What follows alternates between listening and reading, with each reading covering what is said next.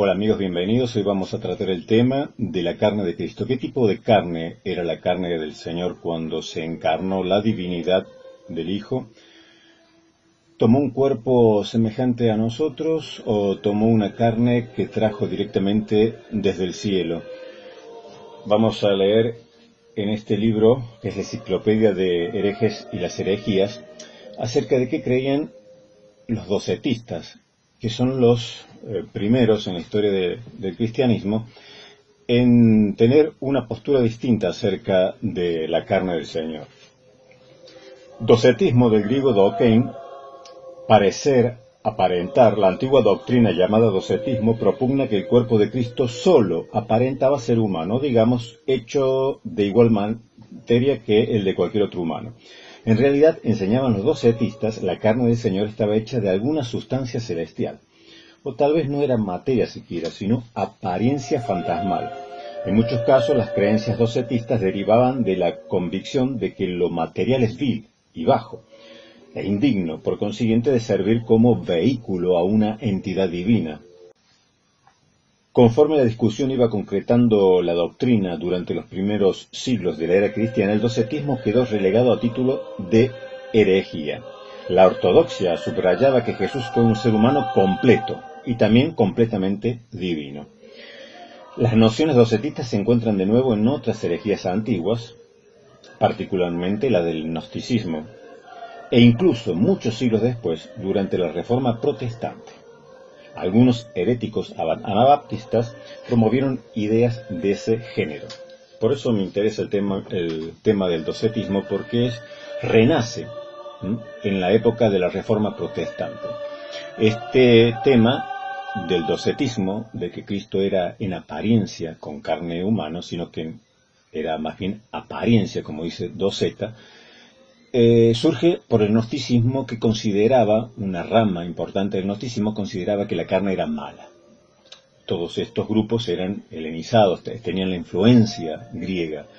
Para el mundo griego, también influenciados por el estoicismo, donde la vida feliz o la virtud consistía en renunciar o negarse a seguir los impulsos corruptos de la carne. A diferencia, a lo mejor, de los epicúreos, ¿no?, que la felicidad o el estilo de vida feliz consistía precisamente en seguir los impulsos de la carne.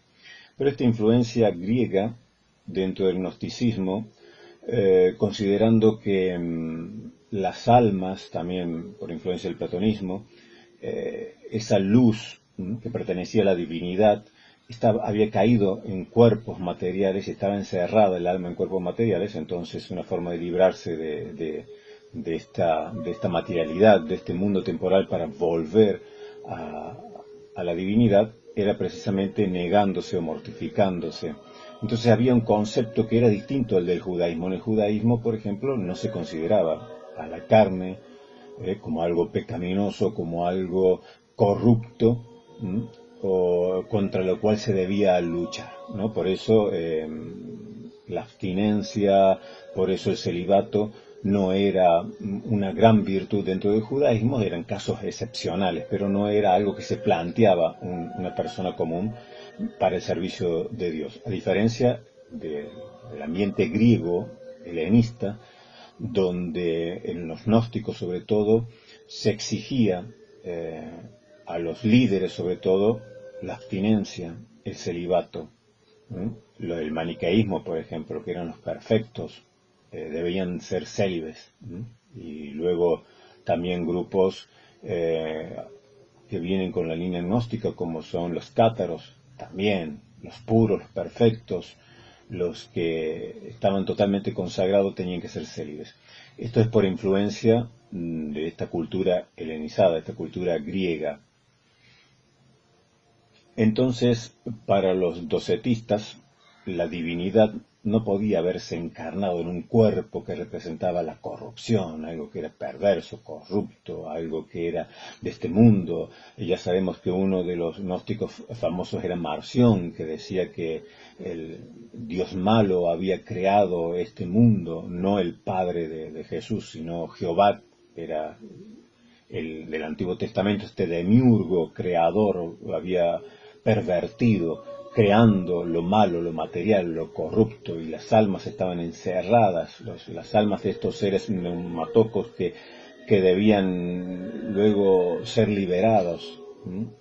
Y entonces estas corrientes gnósticas influyeron en el cristianismo, y algunos pensaban que Cristo no podía tener una naturaleza igual que nosotros, un cuerpo igual que nosotros, tenía que ser un cuerpo celestial.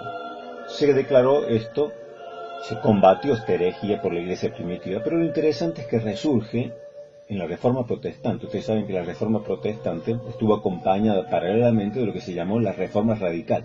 La Reforma Protestante era de los reformadores magisteriales, es decir, aquellos que acompañaban su reforma por el magistrado civil, que los apoyaba, tanto Lutero con Sajonia, Zwinglio en Suiza, Zurich, Calvino en Ginebra, siempre respaldados por por los magistrados civiles, ¿no? Por el brazo civil que ayudaba, imponía la reforma. La reforma radical se oponía a todo esto, era una reforma mucho más libre, una reforma mucho más independiente. Se desarrolla paralelamente, es un movimiento independiente de los reformadores. Se lo conoce como el movimiento anabaptista, muy heterogéneo, con muchas ramas heterodoxas que rechazan todo lo que huela a católico, todo lo que tenga algo que ver con el catolicismo romano. El anabaptista lo rechaza, absolutamente todo. Los sacramentos, el bautismo de infantes, el monasterio, el monacato, todo lo que huela a católico romano lo rechaza. Y entre los distintos grupos heterodoxos, una de las doctrinas que resurge es aquella vieja herejía del docetismo. Había muchos importantes líderes anabaptistas que enseñaban que Cristo había traído su carne del cielo, no había tomado su carne de María. Algunos es muy difícil entenderlos porque realmente hacen una confusión, una mezcla importante de temas. Algunos aceptan la Teotocos de los anabaptistas, pero dicen que Cristo en realidad no tomó la carne de María, sino que la trajo del cielo, ¿no? Cristo no podía haber tomado de María la carne, porque hubiera tomado una carne semejante a nosotros, una carne semejante llena de pecado, corrupta. Y como también en esa época estaba el debate de la Inmaculada Concepción, aún no se había establecido como dogma, pero ellos también la rechazaban, entonces no sabían cómo encajar aquello de que Cristo no hubiese recibido el pecado, si hubiese tomado del cuerpo de su madre la naturaleza humana y se hubiera hecho consustancial a nosotros. Es decir, Cristo consustancial al Padre en su divinidad, pero ¿cómo explicamos lo de consustancial con nosotros, con la humanidad? ¿Cómo puede ser que este santo ser, que el Hijo de Dios, el Dios eterno, tome un cuerpo de María? ¿Qué hacemos con el pecado si no creemos tampoco en la Inmaculada Concepción de María? Y otra de las cuestiones que influenció también es que ellos rechazaban, obviamente, todo lo que tuviese que ver con la transubstanciación, con la Eucaristía, ¿no? Recordemos que la transubstanciación es un término, es un debate que se da en la Baja Edad Media, con un lenguaje aristotélico, ¿no? Filosófico, aristotélico. Un lenguaje metafísico de sustancia, la realidad última de las cosas, accidentes. Ahora, al rechazar también todo esto, porque no era lo que la iglesia primitiva obviamente había creído, la iglesia primitiva siempre hablaba de la Eucaristía, del pan, del cuerpo de Cristo como un misterio, pero en el lenguaje de la escolástica, en el lenguaje aristotélico, también tomista, se habla de la transubstanciación. Entonces ellos decían, bueno, no podemos decir que comemos el pan, el cuerpo de Cristo, verdaderamente como enseña la transubstanciación, que se convierte en la carne de Cristo, en lo que Él se convirtió en su naturaleza humana. Pero nosotros creemos, decían, en que comemos el cuerpo, pero celestial de Cristo. Para los padres de la Iglesia, en la Eucaristía, el hoc est corpus meu, Es decir, esto es mi cuerpo, era un misterio, no trataban de explicarlo, qué proceso, cómo sucedía aquello, pero la escolástica, utilizando, como dijimos, la metafísica, trata de explicar esto, y esto es en debate en la Baja Edad Media, donde surge el término transubstanciación, muy resistido por algunos, y luego también por Lutero, que decía, mejor llamémoslo como lo decían los padres de la Iglesia, no tratemos de explicar, eso es un misterio, llamémosle misterio. Pero la escolástica le llamó transubstanciación, cambio de sustancia, de la realidad última de las cosas, aunque los accidentes permanezcan. Pero claro, entonces los anabaptistas decían, ¿qué comemos nosotros cuando participamos de la Eucaristía? Estamos comiendo, como dice la Iglesia Católica Romana, el cuerpo de Cristo, pero de su carne, la que se encarnó en María, eso estamos comiendo. No estamos comiendo más bien lo espiritual. Entonces ellos decían que comían el cuerpo de Cristo, pero el cuerpo de Cristo era celestial, ¿no? Que había traído un cuerpo celestial.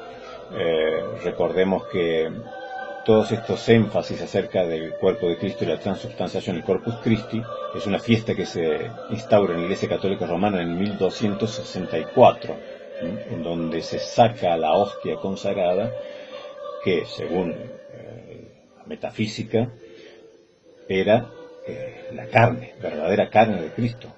Se había convertido por la consagración, por las palabras del que oficiaba este sacrificio de la misa, se convertía verdaderamente en el cuerpo y la sangre de Cristo. Entonces tenía que adorarse. Esto era desconocido en época de los padres de la Iglesia, la adoración a la Eucaristía. Entonces la fiesta del Corpus Christi, la adoración cuando se lo sacan el Santísimo en procesión y se lo adora, es una fiesta del 1264. Cosa que también obviamente se oponen no solo los reformadores, sino los anabaptistas. Pero los reformadores hablan que la carne de Cristo, que descendió del cielo, es metafórico porque en realidad es el verbo el que desciende del cielo, pero toma una carne semejante a la nosotros, semejante a la nuestra, del cuerpo de María, haciéndose consubstancial a nosotros.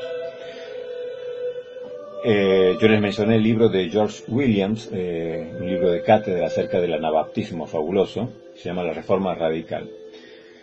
Allí vamos a ir leyendo algunos textos. Dice, de acuerdo con la doctrina aristotélico-tomista, solo la simiente viril es formativa. De acuerdo con la biología moderna y de acuerdo también con la doctrina de Lucrecio y de Hipócrates, el varón y la hembra son en este sentido iguales, pues cada uno contribuye con su parte a la generación o progenie. Según la doctrina aristotélico-tomista, no era lo que hoy le llamaríamos el material genético aportado por la madre, sino por el padre. Entonces, como Cristo no tuvo padre humano, no recibió material genético humano. Pero nosotros sabemos que el material genético lo aportan igualmente tanto el padre como la madre, por lo cual Cristo sí tomó de María su material genético para tener una carne semejante a nosotros, para que fuese verdaderamente simiente de Eva. Uno de los líderes anabaptistas más importantes fue Hoffman, y Hoffman creía y enseñó, verdaderamente llevándolo hasta el extremo, que Cristo no había tomado su cuerpo de María, sino que había traído desde el cielo un cuerpo, una carne celestial. Leamos un poquito que dice el libro de la Reforma Radical.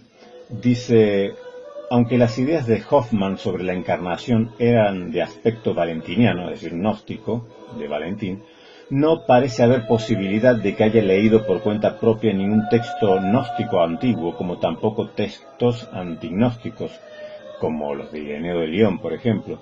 El hecho es que, al igual que Valentino, sostenía que Cristo se trajo su cuerpo desde el cielo de tal manera que no tomó nada de la sustancia de María, sino que pasó por ella como agua por un caño. Los que enseñaban esta doctrina de la carne celestial de Cristo decían que Cristo pasó por María como agua por un caño, es decir, así como el agua pasa por el caño sin tomar ninguna propiedad del caño, pues así Cristo pasó por el vientre de María. pero no tomó nada, absolutamente nada de María. Esto ya había sido condenado por la Iglesia en la época del docetismo, pero como vimos renace con fuerza en el Renacimiento. Obviamente que los reformadores magisteriales rechazan esta doctrina y mantienen la ortodoxia de que Cristo, como dice en el concilio de Éfeso en el 431, en el concilio de Calcedonia en el 451, de que Cristo tomó su carne de María para ser consubstancial con nosotros, para que se cumpliese la promesa hecha allí a Eva, de que su simiente aplastaría la cabeza de la serpiente. Otra de las curiosidades es que en la Edad Media se creía que las perlas se formaban cuando el rocío caía y penetraba a la ostra y se formaba en su interior la perla, que la perla en realidad era el rocío solidificado, el rocío que se tornaba del estado líquido, se tornaba en estado sólido. Y entonces ellos decían que así había descendido Cristo al vientre de María, que en esa ostra que era el vientre de María había descendido el rocío de la palabra de Dios y se había hecho carne, pero una carne celestial.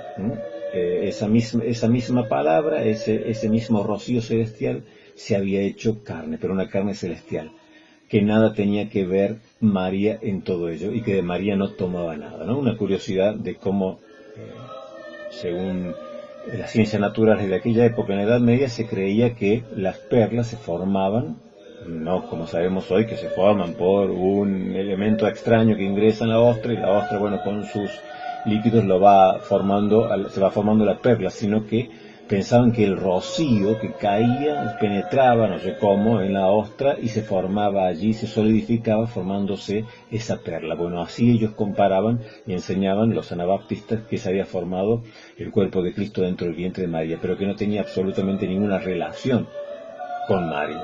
Nosotros, desde la ortodoxia, creemos que el cuerpo de Cristo es completamente igual al nuestro, consubstancial se hizo con nosotros. Dijimos que los anabaptistas tomaban de distintas fuentes para formular esta doctrina de la carne celestial, ¿no? Ya la influencia gnóstica, doceta, valentiniana, también probablemente hayan recibido influencia de los bogomilos, de los cátaros, que también creían esto. No se sabe a ciencia cierta de dónde toman exactamente esta doctrina que la hacen resurgir en la Reforma Radical en el siglo XVI, pero también toman de la Escritura, cuando ellos leen en Juan 6:48, dice: yo soy el pan de vida, vuestros padres comieron el maná en el desierto y murieron, este es el pan que desciende del cielo, para que de él el que de él come no muera. Yo soy el pan vivo que descendió del cielo. Si alguno comiere de este pan, vivirá para siempre. El pan que yo daré es mi carne, la cual yo daré por la vida del mundo. Es decir, Cristo dice que coma mi carne, y esta carne, dice él, este pan, es el pan que descendió del cielo. Entonces, tomando este texto, decían los anabaptistas que la carne de Cristo, ese pan, su cuerpo, había descendido del cielo, no había sido tomado de María, pero esto es obviamente una interpretación bastante errónea. Es una mezcla para llegar a interpretarlo de esta manera, porque Cristo lo que está diciendo, está hablando de que Él es el que descendió del cielo. Obviamente, el Verbo, el Hijo de Dios eterno, el eterno Hijo del Dios eterno, y que tomó un cuerpo, pero no está diciendo que su carne, la carne que palparon y que vieron los ojos de sus discípulos, de las personas de aquel entonces, era una carne que había descendido del cielo, sino que Él, el Dios que se encarnó, es el Dios que desciende del cielo, el Hijo. Entonces, desde la ortodoxia, según los concilios de según el concilio de Éfeso, en el 431 dijimos, en el concilio de Calcedonia en el 451 se afirma que la carne que tomó Cristo es la toma de María para identificarse en todo con nosotros. Como decían los padres de la Iglesia, Cristo no podía redimirnos completamente si no se hacía como nosotros completamente, salvo por el pecado. Pero no tomó pecado porque fue concebido por obra del Espíritu Santo, porque María fue llena de gracia cuando el ángel le anuncia el nacimiento de Cristo. Recordemos que el concilio de Éfeso en el 431 y el de Calcedonia en el 451 son concilios que condenan los extremos en cuanto acerca de la cristología, es decir, condenan el nestorianismo en el concilio de Éfeso. Recuerdan que Nestorio, patriarca de Constantinopla, separaba tanto las dos naturalezas de Cristo que terminaba siendo dos personas. Pero una vez que se condena el nestorianismo en el concilio de Éfeso y sale vencedor Cirilo de Alejandría, surge luego un discípulo de Cirilo de Alejandría, Eutiques, que se va al otro extremo y une tanto las dos naturalezas de Cristo que termina la naturaleza divina absorbiendo la naturaleza humana y solo queda una naturaleza, la naturaleza divina. Al fin y al cabo es un poco parecido a esto que estamos viendo, es decir, como si Cristo solo hubiese tenido una naturaleza divina y no una naturaleza enteramente humana o verdaderamente humana. Pero Cristo tuvo dos naturalezas, verdadero hombre y verdadero Dios. Entonces en el concilio de Calcedonia se condena a Eutiques, la postura de Eutiques que unía tanto las dos naturalezas que terminaba siendo una naturaleza divina. La ortodoxia dice que Cristo, verdadero hombre y verdadero Dios, una persona, dos naturalezas. Pero leamos un poquito qué decía Juan Crisóstomo acerca de la carne de Cristo. En la homilía sobre el Evangelio de San Juan, en la homilía 26, en el punto 1, dice: pero preguntará quizás alguno, ¿cómo fue entonces dada a luz la carne del Señor? Esta ciertamente nació del Espíritu, pero también de la carne. Así nos lo confirma San Pablo cuando dice que Cristo es nacido de una mujer, nacido bajo la ley. Así es como ha formado su carne el Espíritu, no la creó de la nada. De haber hecho eso, ¿para qué se requería el seno de una mujer? Y aquí me detengo. Y algo que es muy importante, dice que la carne de Cristo no la creó Dios de la nada, no es una carne celestial. Porque si fuese así, ¿para qué necesitaba el vientre de María? Podría haber aparecido un día el Señor predicando y nadie sabría de dónde había venido, así como Melquisedec. Sin saber, sin padre, sin madre, sin saber de dónde viene, dónde va, podría haberlo hecho así, literal. ¿Para qué necesitaba nacer como niño? Podría haber aparecido si tenía un cuerpo celestial y en un cuerpo humano, no había necesidad de nacer en el vientre de María. Podría, pues, haber aparecido así como junto con Juan el Bautista, predicando un día, y todos se preguntarían: ¿de dónde salió? Bueno, yo soy el pan vivo que descendió del cielo. No hacía falta que se encarnara o que naciera y que fuera envuelto en pañales cuando era un niño. Pero el Señor lo hizo así, porque de esta manera tomó de María la carne para ser consustancial al hombre, para salvar al hombre completamente. Y continúo leyendo, y dice Juan Crisóstomo: ¿cómo haya podido ser ello? ¿Cómo sucedió esto? Es cosa que no acierto a explicar ni siquiera yo. Lo que sí es cierto es que las cosas sucedieron así para que nadie pudiera pensar que aquel parto fuera algo extraño a nuestra naturaleza. Nada de lo que Cristo tomó es extraño a nuestra naturaleza. Ustedes saben que los evangelios gnósticos, los evangelios apócrifos, que explican el nacimiento de Cristo, cómo fue el parto de María, que proliferan ya para el siglo VI, decían que María no sintió ningún dolor al dar a luz, que no sangró, que Cristo cuando nació no pesaba nada, sino que era todo luz. Bueno, todo esto es gnosticismo, docetismo, que ya Ignacio de Antioquía había luchado contra los docetas, que ya el mismo Juan en sus cartas había luchado contra el docetismo, diciendo que quien negaba que Cristo había venido en carne era del anticristo. Pues bueno,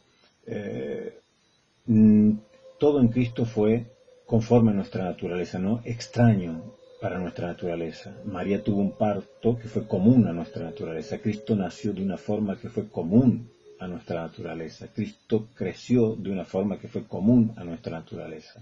Cristo tomó un cuerpo conforme a nuestra naturaleza. ¿Cómo haya sido todo eso? Como decía Juan Crisóstomo, ni yo acierto a explicarlo. Es un misterio, el gran misterio de la encarnación. Pero sí sabemos que dentro de la ortodoxia está que Cristo, una persona consustancial al Padre en su divinidad, consustancial a nosotros en su naturaleza humana, en su humanidad completa. Recordemos que los apolinaristas negaban que Cristo, o sea, el cuerpo de Cristo era un cuerpo meramente, no tenía mente y no tenía alma. Luego estaba el monotelismo, que negaba que Cristo hubiese tenido una voluntad humana, sino que en Cristo había solamente una voluntad divina.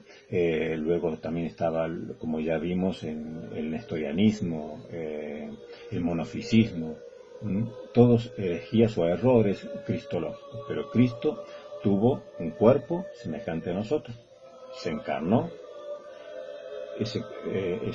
Su naturaleza es verdaderamente humana, verdaderamente hombre, con una mente humana, con un corazón humano, con un alma humana, con una voluntad humana, porque es verdaderamente hombre y verdaderamente Dios. Y la naturaleza divina no absorbió por completo a la naturaleza humana. Ni tampoco separemos tanto las naturalezas que hagamos dos personas. Una persona, dos naturalezas. Y la carne de Cristo es carne igual a nosotros. Y la tomó de María para ser simiente de Eva, simiente de Abraham, simiente de Isaac, simiente de Jacob, simiente de David. Por eso en los evangelios encontramos la genealogía de Jesucristo, porque lo que quiero reforzar es que Cristo era hijo al fin de Adán. Es decir, tomó la naturaleza humana para redimir a la humanidad, tomó la naturaleza completa del hombre para redimir completamente al hombre.